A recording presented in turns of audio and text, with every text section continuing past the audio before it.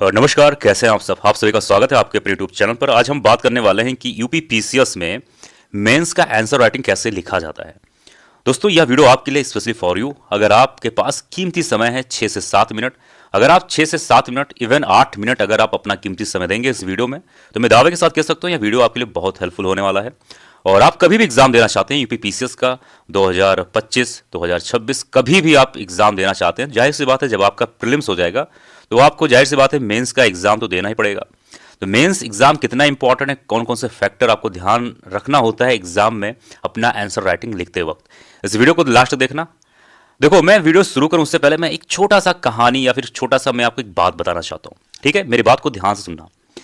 मान लेते हैं कि किसी के घर में शादी है। ठीक है, किसी के घर में शादी है, उस घर में 100 गेस्ट आए हुए हैं। ठीक है, मान लेते हैं उस घर में 100 गेस्ट आए हुए हैं। ठीक है, और जिसके घर में शादी है उस घर का जो मुखिया है वो सिर्फ एक गेस्ट को ज्यादातर समय दे, यानी कि किसी एक गेस्ट को वो पकड़ ले, उसी को पूरा समय दे, और जो 99 गेस्ट हैं, मेहमान हैं, उनको कोई समय ना दे। तो आप सच सच बताइए अपने दिमाग से कि जो 99 गेस्ट हैं उनको कैसा लगेगा। जाहिर सी बात है उनको बुरा लगेगा और कहीं ना कहीं वो उनकी बुराई करेंगे, उनका छवि खराब होगा। ठीक है, अब एक गेस्ट के बजाय अगर वो सबको थोड़ा थोड़ा समय देते तो जाहिर सी बात है सब लोग खुश हो जाते और कहीं ना कहीं सब लोग मिलकर तारीफ करते। इस जो मैंने कहानी सुनाई, जो मैंने एक बात बताया है, इस बात को ध्यान रखना।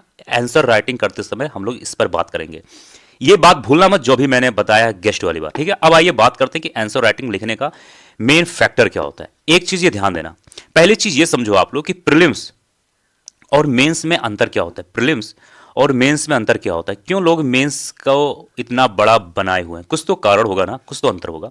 आइए जानते हैं। मान लेते हैं कि यूपी पीसीएस के एग्जाम में, यानी कि यूपी पीसीएस प्रीलिम्स एग्जाम में 10 लाख बच्चे एग्जाम दे रहे हैं। एक मोटे मोटे तौर पे हम लोग मान के चलते हैं। ठीक है, 10 लाख बच्चे, 10 लाख बच्चों ने एग्जाम दिया। ठीक है, 10 लाख बच्चों ने एग्जाम दिया। इस बात को मेरे ध्यान से समझना। ठीक है, इधर उधर दिमाग मत लगाओ, भी सिर्फ ध्यान समझो। 10 लाख बच्चों ने एग्जाम दिया। ठीक है, तो जाहिर सी बात है सभी बच्चों के लिए पेपर जो आएगा वो सेम आएगा, ये आप मानते ही होंगे। यानी कि अगर हम मान लेते हैं कि कोई भी सवाल पूछा गया है, ठीक है, ऐसे कोई सवाल है, वहां पर 4 ऑप्शन दिए गए हैं, अगर उस सवाल का उत्तर मान लेते हैं बी सही है, तो जाहिर सी बात है सभी लोगों के लिए वो आंसर बी ही सही होगा। ऐसा तो है नहीं कि मेरे लिए बी सही है, आपके लिए सी सही है, उनके लिए डी सही है, ऐसा तो कुछ नहीं है ना, सारे लोग के लिए सेम आंसर होगा। ठीक है, मानते हैं बात। ठीक है, अब आगे आ जाइए। अब प्रीलिम्स में जिनका भी सिलेक्शन हो गया, मान लेते हैं प्रीलिम्स में 10 लाख बच्चों में से 10,000 बच्चों का प्रीलिम्स में सिलेक्शन हो गया, अब वो मेंस के लिए आ रहे हैं। अब ध्यान सुनना मेरी बात को। मेंस में कोई सवाल आता है, ठीक है, मोटे मोटे तौर पे हम मानते हैं, ये मान लेते हैं कोई सवाल है, कोई भी सवाल है। अब सवाल में एक हम मोटे मोटे तौर पे ये भी मानते हैं कि सवाल के ऊपर लिखा हुआ है कि आपको 150 शब्दों में उसको लिखना है, 150 शब्दों में अपना उत्तर लिखना है। ठीक, कोई भी सवाल है और उसमें कहा गया है कि आपको 150 शब्दों में अपना उत्तर लिखना है। अब ध्यान से सुनना, यहीं पर गेम होता है।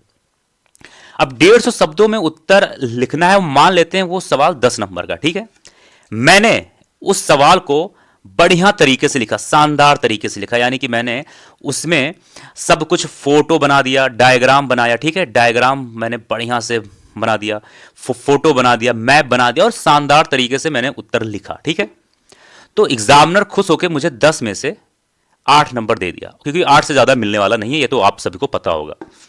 ठीक है, ध्यान सुना मेरी बात को, पूरा सुनना।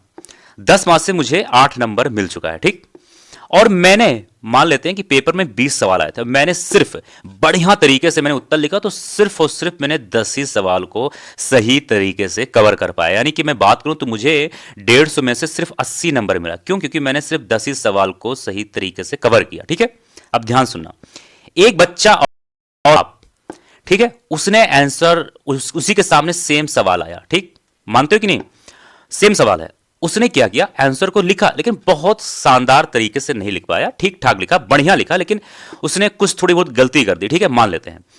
लेकिन उसने क्या किया कि 20 सवाल आए थे, तो उसने कोशिश किया कि 15 सवाल को उसने हल किया, और उसको एक सवाल में यानी एक क्वेश्चन में 6 नंबर मिलते हैं 10 में से। ठीक है, तो यानी कि उसने अगर 15 क्वेश्चन को अटेम्प्ट किया और 6 ही नंबर मिलते हैं, तो अगर हम बात करें तो 15 को अगर 6 से माफ करिए, 15 को अगर हम लोग 6 से मल्टीप्लाई करेंगे तो कितना आया? 90 नंबर।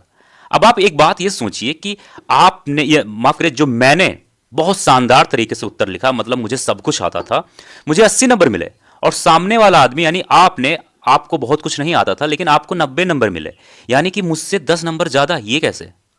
और आपको मालूम है ये 10 नंबर होता है, ये आपका पोस्ट, आपका रैंक डिसाइड कर देता है। ठीक है, तो ये 10 नंबर की अहमियत समझो। जब आपका एक पेपर में, सिर्फ एक पेपर में 10 नंबर का अंतर है, तो सोचिए अगर 7 पेपर होंगे तो 70 नंबर का अंतर होगा, और 70 नंबर आपका रैंक डिसाइड करता है। एक रैंक से लेकर 100 रैंक तक डिसाइड कर सकता है। ये चीज ध्यान देना। इतना समझ में आया मोटे मोटे तौर पे? अब आइए बात करते हैं कि मैं कहना क्या चाहता हूं। मेरा मतलब यह है कि मेंस जो होता है वो सवाल सभी के लिए सेम होता है, लेकिन मेन गेम होता है उसमें आपका प्रेजेंटेशन। आपने किसी भी सवाल को, किसी भी क्वेश्चन को किस तरीके से प्रेजेंट किया है। यहां पर सेम सवाल अगर रहेगा, अगर आपने स्पीड अपना मेंटेन किया, यानी कि यहां पर मेंस में आपका नॉलेज टेस्ट नहीं होता है।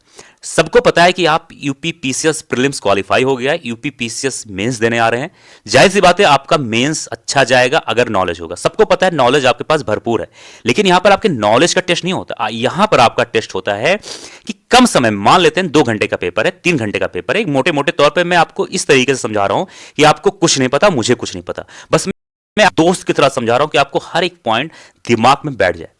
ठीक है, मान लेते हैं 2 घंटे का पेपर है। ठीक है, तो 2 घंटे में एक ऑफिसर, यानी अगर आप यूपी पीसीएस एग्जाम दे रहे हो, जाहिर सी बात है आप ऑफिसर कैटेगरी के इंसान हो, एक ऑफिसर 2 घंटे में अपने उस पेपर को कैसे मैनेज करता है ये इंपॉर्टेंट हो जाता है। ठीक है, कैसे मैनेज करता है उस पेपर को, ये इंपॉर्टेंट हो जाता है। ठीक है, और उसको ये देखना है कि कम समय में, यानी 2 घंटे या 3 घंटा जो आपका पेपर है, उसमें उसने कितने क्वेश्चंस को अटेम्प्ट किया। जैसे अभी हम लोगों ने बात किया था शुरू में गेस्ट वाला सीन, अगर जैसे कि जो मैंने किया था, यानी कि मैंने कम गेस्ट को टाइम दिया तो मुझे 80 नंबर मिला। आपने क्या किया, आपने अपना दिमाग लगाया, आपने ज्यादा गेस्ट को समय दिया, लेकिन थोड़ा थोड़ा ही समय दिया, ज्यादा नहीं दिया, आपको 90 नंबर मिला। ठीक है, मानते हैं कि नहीं बात?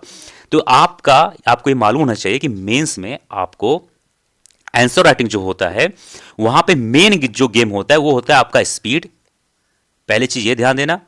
दूसरी चीज होता है आपका प्रेजेंटेशन। आपने सवाल को, यानी क्वेश्चन को किस तरीके से प्रेजेंट किया। जाहिर सी बात है सेम क्वेश्चन है, सेम नंबर का, लेकिन कि किसी को 6 मिलेगा, किसी को 7, किसी को 8, किसी को 5।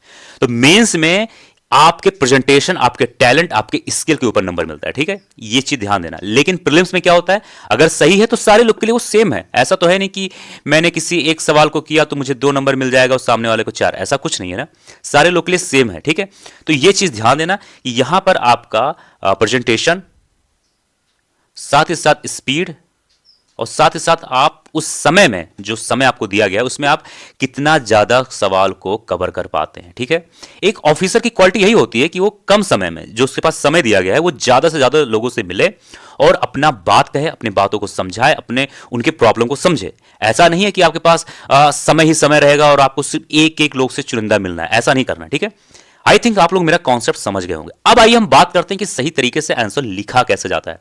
स्क्रीन पर तो आप लोग इसको काफी देर से देख रहे होंगे। आइए बात करते हैं। यहां पर आप लोग देख रहे होंगे, एक मिनट जाइए, 1 मिनट वेट। यहां पर आप लोग देख रहे होंगे सवाल आया है, नीति शास्त्र से आप क्या समझते हैं, या नैतिकता से किस प्रकार भिन्न है। इंग्लिश में भी देख लेते हैं।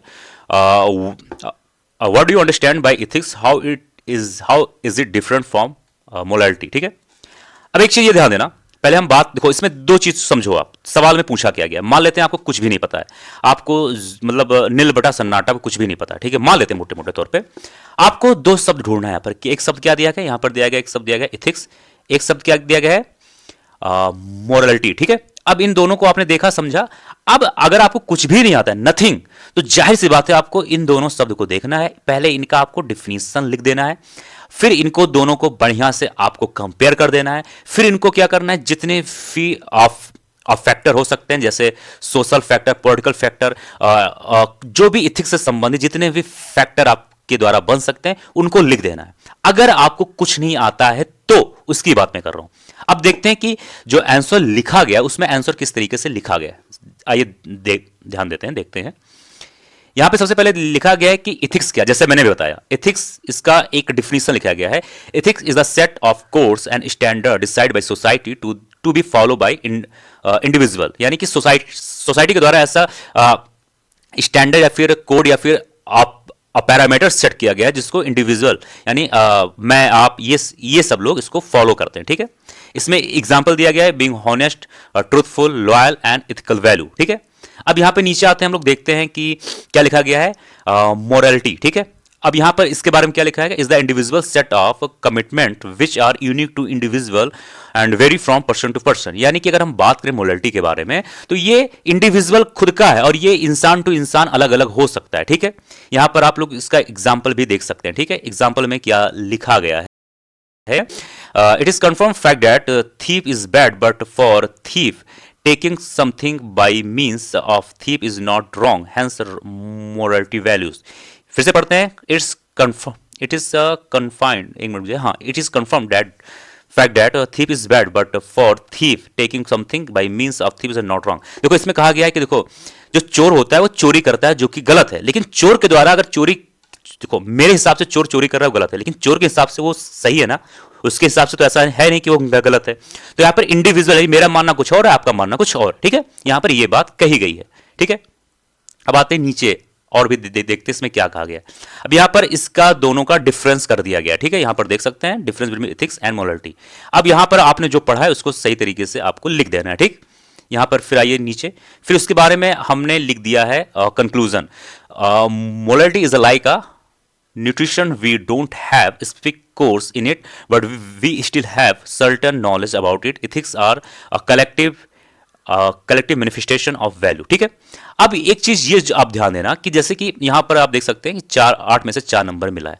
अब इसको मेंटेन किया जा सकता है अपने अपने अलग फॉर्म में, अपने अपने अलग डिफिनीशन में, उससे कंपेयर करने के वैल्यूज में, आपके नॉलेज में, आपके कंटेंट में। लेकिन यहां पर खास बात आपको एक चीज ये ध्यान देना चाहिए कि अगर आपको कुछ नहीं पता है, अगर आपको मतलब नथिंग, जो आंसर इसमें लिखा गया है, यानी कि मैं बात करूं सवाल नंबर 1 में, इसमें साफ साफ आपको देखने में लग रहा होगा कि इसमें कुछ आंसर में कुछ ज्यादा जोर नहीं दिया गया है। सिंपल सी चीज है, इन दोनों का डिफिनेशन लिख दिया गया है, इन दोनों का डिफरेंस कर दिया गया है। जाहिर सी बात है इसमें ये आंसर ऐसे लिखा गया है कि इसको मतलब जो जिन्होंने लिखा है उनको सही तरीके से उतना नॉलेज नहीं था, उन्होंने सही बस जो आता था उसने लिख दिया। लेकिन आपको यही तो ध्यान देना है कि उनको सही तरीके से आता नहीं था, तब भी यहां पर आप देख सकते हैं कि 8 में से 4 नंबर दिया गया है। क्यों दिया गया है? क्योंकि इन्होंने सवाल को छोड़ा नहीं है, इन्होंने ज्यादा से ज्यादा सवाल करने की कोशिश किया, यानी कि ज्यादा से ज्यादा गेस्ट से मिलने की कोशिश किया गया है। तो कम से कम इनको 6-8 नंबर मिलने से अच्छा 4 तो मिला, कुछ तो नंबर मिला। अगर एक सवाल में इनको 2 नंबर एक्स्ट्रा मिल जाता है किसी तरीके से, इन्होंने 5 सवाल एक्स्ट्रा किए, जैसे जो 5 सवाल आपने छोड़ दिए और 5 सवाल इन्होंने ज्यादा कर लिए, 10 नंबर इनको ज्यादा मिला एक पेपर में, और 7 पेपर में कितना मिल गया? 70 नंबर। तो आपको इसी तरीके से दिमाग लगाना है। आई होप आप सभी को वीडियो पसंद आएगा। मिलते हैं अगले वीडियो में। जय हिंद, जय भारत। अगले वीडियो में हम बात करेंगे विस्तार से।